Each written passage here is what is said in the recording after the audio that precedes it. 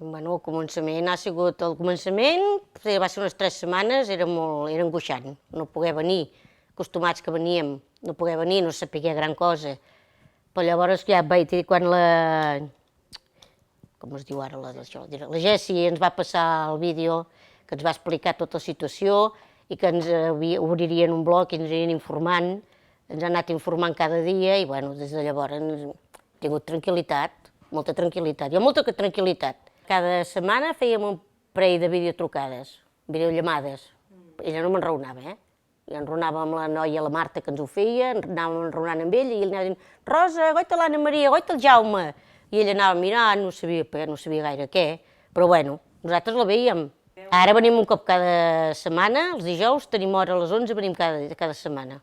Ens el treuen a fora i ara ja podem venir el meu pare, la meva mare, el meu pare, la meva germana i jo, tots 3.